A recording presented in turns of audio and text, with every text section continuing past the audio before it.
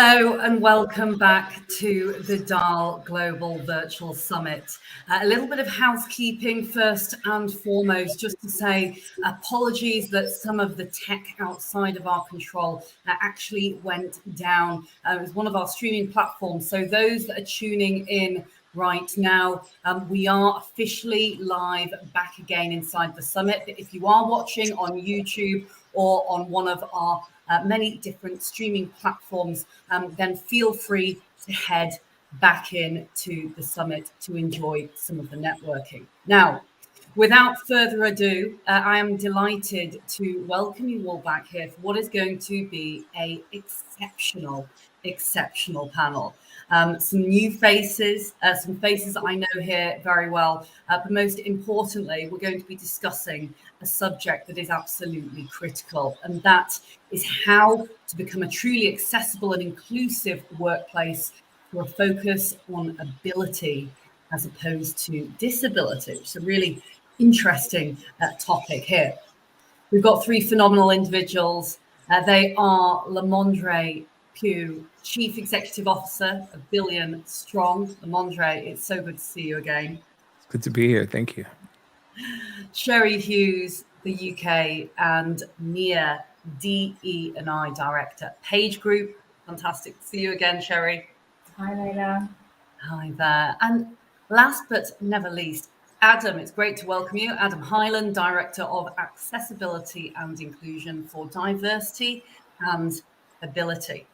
Thank you. It's great to be here.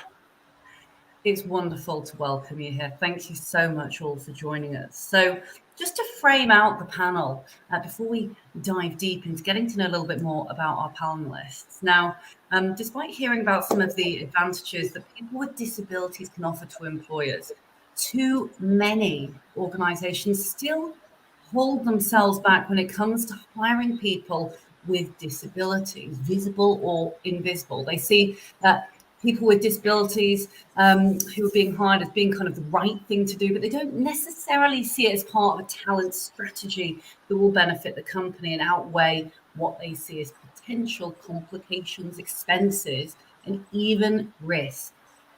So in today's panel, our leaders are going to be sharing their experience, their lived experience, their experience in the workplace about creating inclusive workplaces for all, those with disabilities, visible and invisible, and discussing some of the real, true benefits that can be gained, whilst also giving pragmatic advice to organisations who want to make change. So let's go into introductions, because it would be wonderful to learn a little bit more about you and why you're so passionate about this subject. My friend LaMondre, I'm going to come to you first. Thank you so much. And I do appreciate the opportunity. My name is LaMondre Pough. I'm a Black man with dark skin, with a bald head and a full salt and pepper beard. And I am wearing a pink shirt when there is a purple background with various artworks around me in my home office. I am the CEO of Billion Strong. Billion Strong is a global identity and empowerment movement by people with disabilities. And our goals are really simple in terms of our reach. And that is to unite the global community, the over 1.3 billion people on the planet with disabilities, so that we can speak with a unified voice and really affect positive change. Our mission is really about empowerment through connection, whether that be empowerment through employment, empowerment through socialization. And the idea behind it is that, as I said, we're an identity movement, and identity, we believe, is a two-way street. That is not just about the way that the world sees you, but it's also about how you see yourself. And our goal is to help not only the world, but the community of people with disabilities to develop a positive disability identity. And we are absolutely pleased to be with you all today. Thank you. LaMondre, thank you ever so much indeed. Adam, coming to yourself. I'm Adam Hyland. I am the co-founder of Diversity and Ability. I present as a white male with dark hair, and I've got a background that has two placards. I basically saying that we need to celebrate the difference. And that is exactly what diversity and ability is. So we are a social enterprise that is led by disabled people, and we work in many areas of society in terms of looking at how we can break down barriers to remove societal barriers that have often been here for years to create equity. And when we create equity and inclusion, we can then start to celebrate and see the talent that diversity brings, and people don't need to be disabled if we can remove these barriers. Adam, you've articulated that perfectly, and it is absolutely about removing those barriers so that we can see the talent that is right in front of us. I know you've been doing some incredible work around campaigning, and the organisation that you run has done some phenomenal things, and actually really bringing that talent, which is what it is, that talent to the fore is absolutely critical. And last but never least, Sheri, I'm coming to you. Thank you. Thanks for having me. I'm Sheri Hughes, UK and MEA DE&I Director for PageGroup. We're a global recruitment organisation. I present as a white woman. I've got shoulder-length brown hair. I'm followed LaMondre with the pink. I've got a pink and red leopard cardigan over a black top. Look, I think it's a very different world when you're in the recruitment industry, because this isn't just about being an employer and doing right by your own people. Clearly, our clients want us to do the same for them. And we've looked at DE&I for 10 years at Page now, and we've seen enormous change in regards to our own employee base.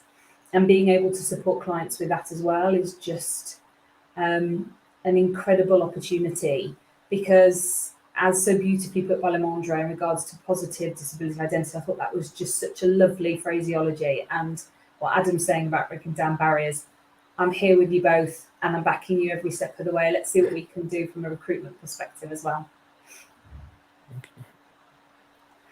Thanks ever so much, Sheri. And I must follow suit with you all here, absolutely championing disability and ability, more importantly, at the fore. And I shall share myself. I'm a Chinese female millennial, neurodiverse, proudly so dyslexic, wearing a spotted navy dress with large white spots on it. Now, I'm going to come across to you first, Adam, really around what you see as the most exciting and important changes when it comes to working environments. How are you seeing these today for people who have both visible and also invisible disabilities? Yeah, thank you. So I think one of the most exciting changes that we're seeing at the moment has probably come from the really sad and challenging events of the last couple of years of COVID. But the exciting thing to come out of it, or silver lining, I guess, and the learning from the last 2 years is that we can normalize working in different ways. Now, I've been working with corporates for many years and really encouraging different ways of working, in particular, working from home. Now, 5 years ago, I was having a lot of pushback from HR directors. We can't do that. We can't trust our staff to work from home. They won't get the work done.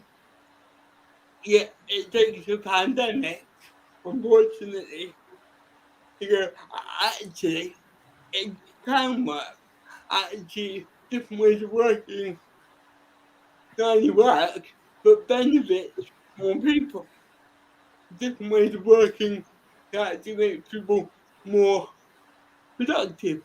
And I think that's one of the most exciting changes at the moment is seeing culture shift, seeing organisations being braver about working in different ways. And now,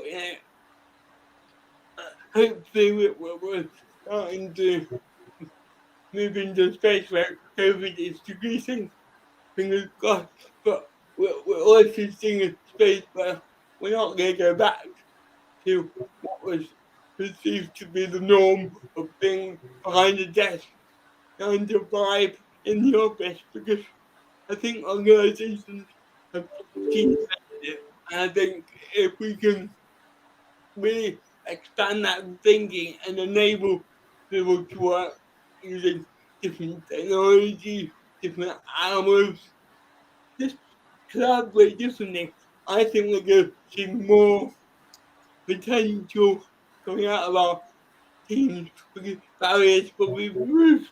And I think by normalizing different ways of working, we're also breaking down the stigma around working differently. I think stigma is still one of the biggest barriers in terms of being able to put your hand up and say, I need to work differently, I need this technology. If we can normalize it and embed it in our culture, I think we can see more change, more barriers being removed, and more people not just surviving in the workplace, but thriving. And there's a big difference there. Big difference. Adam, you said some really powerful things there. And if I may, I will loop back to one of them around HR, actually, and some of the battles that you've had in just a moment. But I must say, I must commend you, actually, is where we have seen this change, as you so aptly put it, over the pandemic. Let us not lose some of those normalization, quote unquote, ways of working that have happened during the pandemic. Now that we are moving back into what we're hearing a lot now, be deemed as the hybrid way of working, you've really identified there some of the silver linings of the clouds that we have seen during what has been it has been a challenging time for all, but there are so many positives that have come out of this, as you say, Adam. We've broken down the stigma, as you say, and really ensuring that actually there is less of a fear when it comes to speaking out about this, because it is those stigmas that really are debilitating for many. They feel if they are to speak out in the context of a work environment, then they, perhaps would not be taken seriously. Well, actually, celebrating these different ways of working is absolutely what we need in order to press forward, keep the momentum on in a positive way. And you're absolutely championing that. But I'm going to loop back quickly. Just, you mentioned there some of the battles that you perhaps had with HR directors. And I would love to ask some of your advice, Adam, for those that are listening in from other large organizations. And Sheri, perhaps you can answer some here, answer with some of your thoughts here. How do we go beyond lip service, Adam, beyond the words and HR sometimes, fantastic individuals that they are, can be seen as blockers on occasion to change. Any advice and pearls of wisdom, Adam? I think we need to give different things a trial. If we are too nervous about making organization-wide changes, to a degree understandable, to trial different ways of working. I mean, listen to your staff and listen to lived experience. I think that's really important when we're trying to create a more inclusive workplace. Because, semi senior executives that say, "Oh, we generally have many disabled staff," and then my next question is, how many staff do you employ? And often they might say 8,000, 10,000, 60,000. And the fact is, we do have disabled staff, but we don't have the psychological safety for people to define as they want to define. So I think going back to your questions, making sure we listen to the lived experience in our organisations and give trials for different ways of working.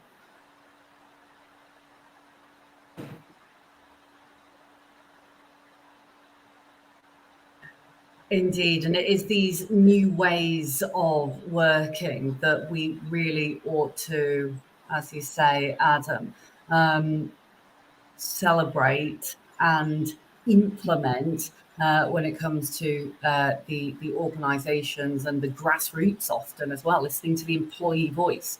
LaMondre, anything to add here? Because I know you were nodding in agreement.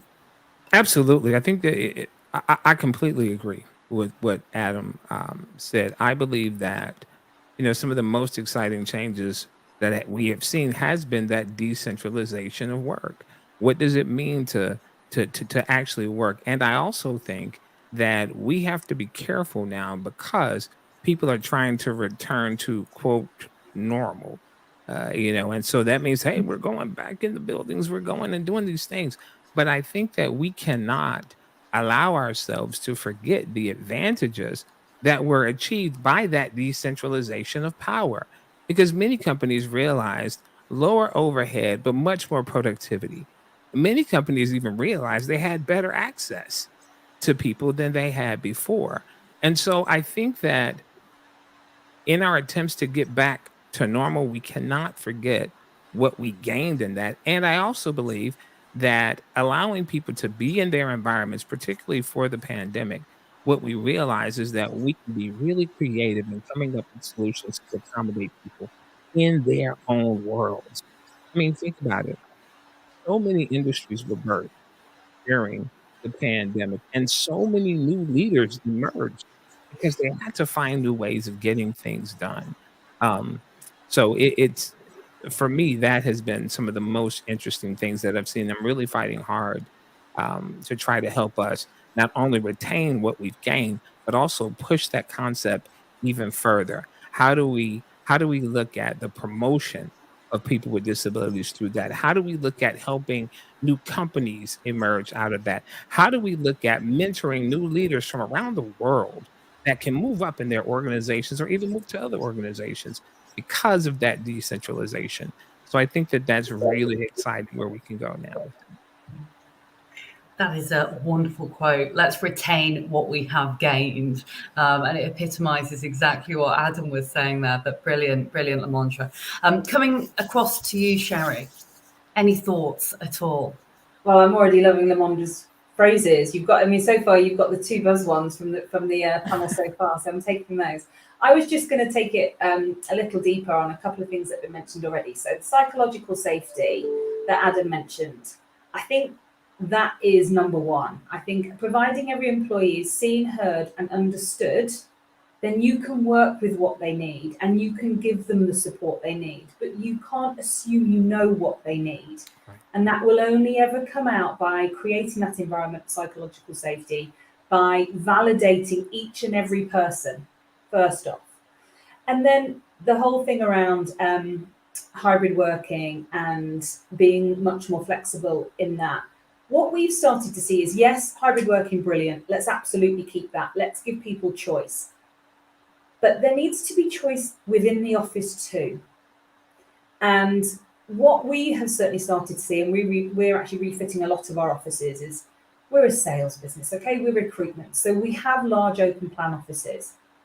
That's great for some people some of the time, but it's not great for everybody all of the time. So we're being really particular that we've got lots of different options within the office space itself, because you don't necessarily always want to be at home. You want to be able to be part of the business in person in the office, but you might need a quiet area. You might need something different. And I think the more we can give people options, home if you want, office if you want, options within the office if you are there, I think then we are just continuing to follow that message through that everybody is validated and their needs are met wherever they're choosing to work. Some very valid points here, Sheri. And ultimately, what you're saying is actually this is a very personal choice. We cannot be treating everyone equally. Actually, we need to be treating everyone in an equitable manner, in an equitable manner, rather. I know we were taught, well, I certainly was taught, I'm not sure whether you all were, when you were younger, you must treat everyone equally. And it's something that's almost been ingrained into the back of your mind. Yeah, actually it is, as you start to really experience the idiosyncratic details of, the nuances of the world of work, that actually we must treat everyone in an equitable manner, because we all start from very different places and we have these very, very different experiences. And so what one may have a preference for, another may have an entirely different preference. Now, moving us on into the next subject of conversation, and I'm coming across here to you, LaMondre, in your role now as, oh my goodness, it's probably been quite some while now that you've been at the helm of Billion Strong. I remember when the organization was being founded and some great things are happening, I know. But what is the focus? Why, I should say, is the focus really very much more on ability, not disability? And why is that so critical as part of a talent strategy? I know you've been doing some very exciting pieces around programs to be able to champion and create more equality and inclusion for those who have disabilities. Tell us more about them. Absolutely. And I do believe that it's important to focus on ability, but let me tell you how I see it. I think the abilities that we need to focus on, though, is the ability for people to solve the problem that you're hiring for. Because what happens is, and let me be clear, uh, businesses are hiring people, organizations are hiring people to solve a problem for them. If they need widgets made, if they need people managed, whatever it is, they're hiring people to solve that problem. So I think the thing that's important is to focus on the ability to solve that problem, to solve problems for the organization, to bring innovation to the organizations. And the reason that I want to be really clear about focusing on the ability to solve those problems is because the rest of that question was, and why not focus on disability? Well, I really have to step carefully here, all right? Because I know the focus is not disability, but the focus is on people. And if we're talking about the focus being on people, that means that some people have disabilities. And to say that, hey, I don't see that disability over there at all, this is possibly can create a false sense of equity or a false sense of equality, because I see everybody the same. But the truth is, everyone is not the same.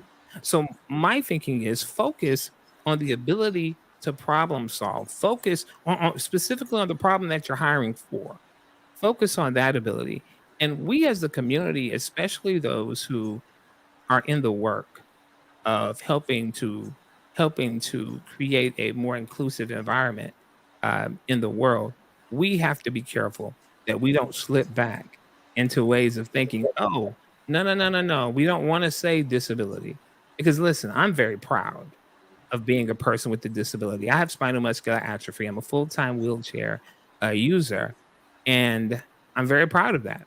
I'm very proud of the fact that I'm black. I'm very proud of the fact that I'm male. And so to say that, oh no, we're not going to see the disability.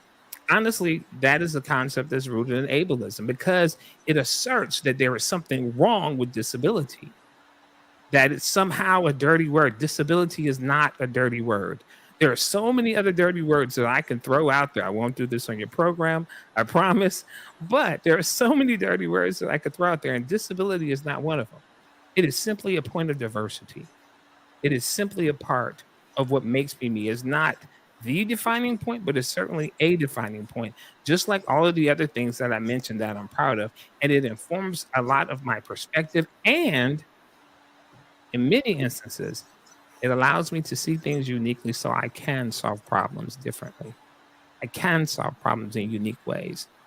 And so I do believe that as a part of your talent strategy, that it is important to focus on the ability to solve the problems that you're looking to hire for, of being solved. Um, and in terms of what we're doing with Billion Strong, there are a number of things that are happening. I mean, we're working with a number of partners. We have over 90 country partners right now under our belt, and we're just over a year old uh, now. But we're working with Access Israel. We're working with Enable India on the Discovery Awards. And when I talk about the Discovery Awards, literally, Enable India is asking folks to submit entries of people with disabilities who are doing innovative things to solve problems. And just to give you a quick example of one of those things, there was a gentleman in India who could not write because of how his hand was, and they didn't have very many resources. So what they started doing was they stuck a pencil in a potato, and he started using that. And as things went on, what they realized is that they kept putting smaller and smaller potatoes on that because his hand became strengthened.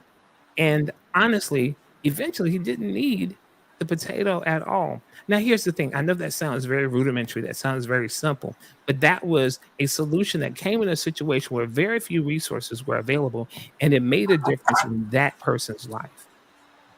See, this is the kind of thing that I'm talking about. Of course, not everything can be solved with a potato and a pencil, but the truth is, we have to start thinking differently because most people would have thought, oh, there must be some kind of therapy or some kind of apparatus that we have to figure out. We didn't have any of that. So, in a true entrepreneurial spirit, they used what was available to make a difference. And I believe that is what we have to start doing when we start thinking about talent acquisition, when we start thinking about how we make more inclusive environments. How do we create environments where people gain a sense of belonging? I think it's about focusing on the ability to solve problems and recognizing that all of you can come to the table and all of you is valuable for us because we want to create an environment where you belong.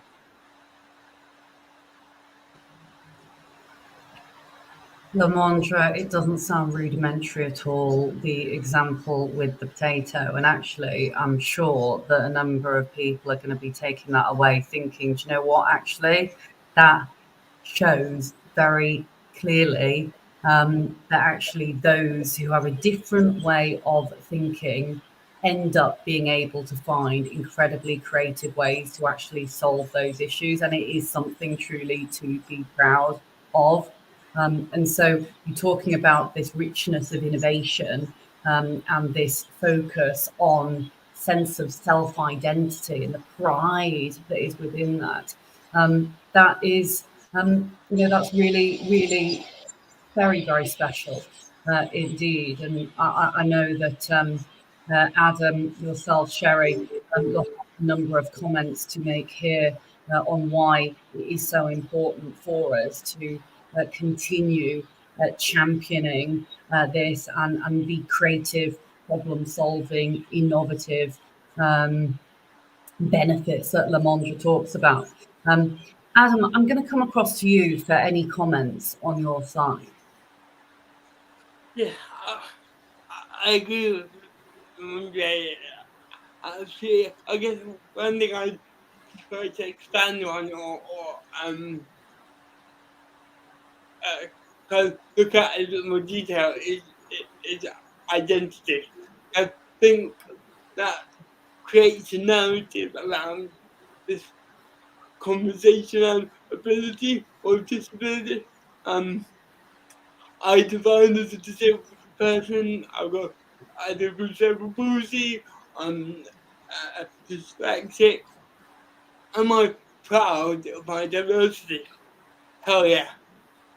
And and does my diversity enable me and has my diversity given me experiences that have enable me to think differently, work differently, be very stubborn. And yeah, and I guess what I would change is the language. I think language can be a barrier. People get caught up in language and then don't want to say anything at all. I just want to challenge ourselves about language people with a disability. The word with almost attaches the label disability to that individual. And I guess when we're trying to create a narrative that's more enabling, where people can bring themselves that they want to bring to work, are we doing a disservice by using words with a disability? Can we do what LaMondre quite rightly says and be proud of identity and be proud of diversity? Hell yeah, I'm right there. I just wonder whether we can challenge ourselves. We think that it's disability with the individual and it's disability with society.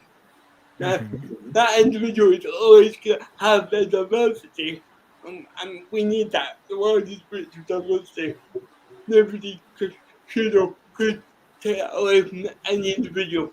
I'm just challenging ourselves as a global society. It is the base with disability compounding this negative narrative that still exists.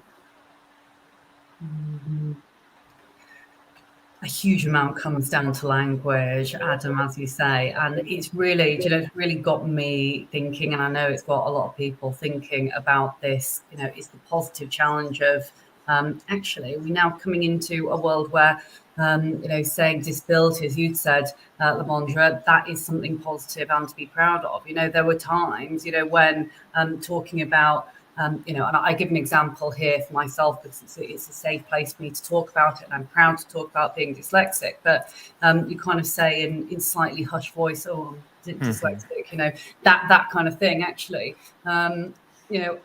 after some time and after really feeling comfortable in one's own skin, at that point, things change significantly.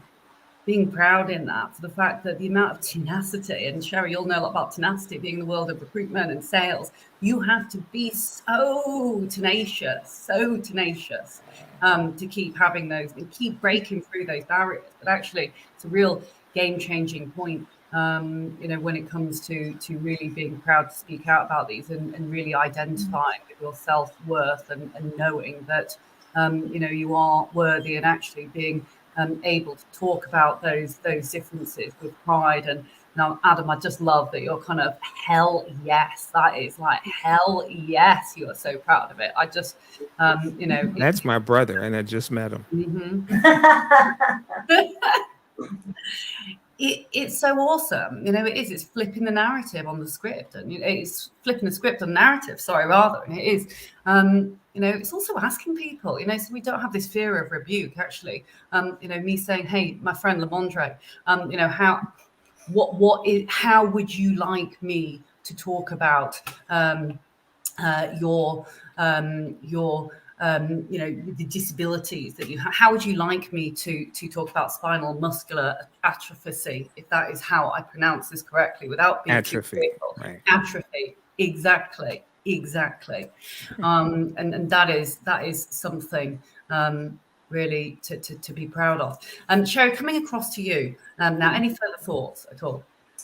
Only that I think businesses can, take comfort in the fact that when done right, and when recognising ability over disability and supporting the individual in the way they need to be supported, they will end up being a huge competitive advantage to you as an organisation. Let's make no bones about this. Support done in the right way, perfectly for that individual. And it is a fine line. I was doing a panel yesterday very specifically on neurodiversity, and there is a very fine line within the neurodivergent that actually, if you get it right, and I actually wrote down simple adjustments because you were talking about the simple thing with the potato and the pen, LaMondre, and I was like, often it is something very simple. But if you get it right, it is the difference between them absolutely flying and potentially crashing and burning. Right. And it can be such a minute thing. So, you know, this isn't necessarily about grand gestures. This isn't necessarily about, you know, big statements or bold moves. Bold is important, by the way. But sometimes all you need to do is just make very subtle changes to things. And you find that people are in a position where they will give it back in spades what they can give to you as an organisation. So yes, morally, of course, this is absolutely the right thing to do. There is a clear competitive advantage that goes with it as well. And on this note, Sheri, tell us a little bit more about the major changes that PageGroup has implemented. We're learning it all the hard way, Leila, so that we're making it easy for our clients because we can tell them all of the things that we've done. So, okay, there's quite a lot. I think firstly, you've touched on it already. We've taken on the equity. Even when we talk about our own strategy, we always used to be D&I. Now it is very much DE&I because we do know we have to do things differently for different people. We know actually what ends up being crucial for certain populations ends up better benefiting everybody anyway. So actually, this is a huge and a really significant way of bettering, you know, usability or functionality or capability for everybody in your organization, not just the people who need it to be able to deliver. We've talked about psychological safety, but I think that's critical in the whole end-to-end process. So we've started to look at what are we doing by way of attraction. So yes, language, Adam, that you touched on. We're using an accessibility toolbar on our website. We're making sure that we are enabling everybody to get involved. So we're looking at everything around the candidate life cycle. Of course, we hope they will end up being an employee as well. So when they come into our business, what does that look like? Have they got full accessibility? So we have a workplace adjustment tool for everybody so that we understand exactly what their situation might be and how we can make sure we support them bespokely. We're building a complete global accessibility framework. So, you know, we're in, I lost count how many countries now, but 8,000 people across the globe. So we've got an infrastructure which needs attention across the board. How are we making sure everyone's got the right tools, the right resources? How do we make sure that we talk and listen? I know I said before about everyone being seen, heard and understood. But if you don't ask the people who it's relevant for, you're making it up as you go along.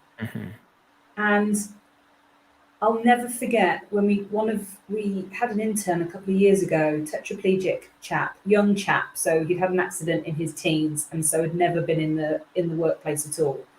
And he joined us on an intern program. And I remember the line manager coming to me saying, "So Sheri, what do I need to do for him?" I mean, I was just like, well, have you thought about asking him?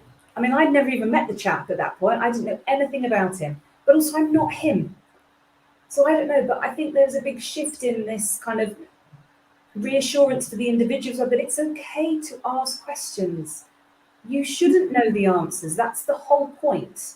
And what is right for one wheelchair user isn't right for another wheelchair user anyway. So let's just kind of, you know, chill a little bit and go, if you don't know, ask. Ask with respect and ask with integrity and ask because you actually then want to be able to deliver on what they tell you. And that's really important because otherwise we're making on assumptions we don't know. So that's a really important part about the focus groups. We've had a fairly recent hire. She has got multiple conditions. She's quite a young woman, but she's got multiple health conditions that can manifest itself in lots of different ways.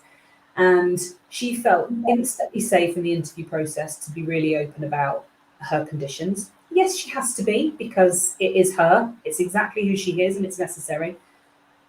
But the people in the interview process made her feel safe and she knew she could share. And actually, all of the adjustments that you might think she needs, actually, she needs very little.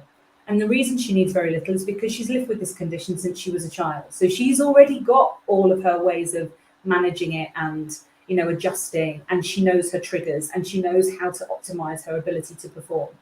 She just needed to know that we got it, and that we trust her, and that we trust that she will do what is right by her.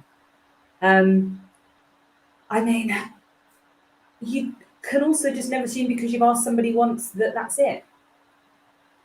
We've got a number of people in our business who've acquired disabilities while working for us and have worked with us a really long time. So just because you ask them here doesn't mean you never ask them again, because things change and people feel more comfortable to disclose as time goes on as well. Thank you, Sheri. And that psychological safety that has been created, certainly knowing your CEO, Steve, right at the top of the organisation, Steve Ingham, for those that are listening, is also wheelchair user, paralysed from the waist down, is incredibly passionate about spearheading disability and the benefits to that within our wider workforce. But ultimately, as Sheri, you said, to bringing that through an education to clients ultimately. So how do we drive this from a top-down perspective, because it goes faster, but then also implement every single one of those layers of management throughout organisations and to the employees in which we serve. I'd love to loop back, so I know we are running out of time, but last thoughts. We've had such a brilliant panel with so many different jewels of wisdom here, and it always is like this when LaMondre all are on the panel. But I'd love just to come back to you for one final thought for those that are tuning in today. One thing they can do. LaMondre, I'll come to yourself, and then I'll come across to you, Adam, and then finally Sheri before we wrap for the ad break. Okay. First of all, thank you again for this. Certainly do appreciate the work that you do in your organization. The thing that I would say is be smart, be brave, be kind, and in all of it, look for the potato. Look for the potato. That's it. Thank you. I think for me, connecting with what Sheri said a minute ago, have the conversation, but have the conversation with everyone, because we need to remember that the intersectionality of a human being is phenomenal, and if we keep using analogy around disability, we're excluding people from different cultures, different languages, maybe from being able to get support and different ways of working. So let's normalise the conversation about what can we do to reach your potential. I think that's what managers all want from their staff. And I would just, sorry, Adam. And then I would just finally say that it's okay not to know. It really is, and never be afraid to ask, because everybody deserves that bit of respect and opportunity to tell you what they need. So yes, definitely be kind, have the conversation, and it's okay to be honest about not knowing. Thank you all so much. It's been a beautiful panel, this one. I know that those tuning in will have taken away a huge amount. I know I certainly have, is really deep listening to not only the lived experience, but also looking for those silver linings in the clouds, as Adam really made me think about when he was talking about us not losing some of the positives from different ways of working coming out the other side of the pandemic.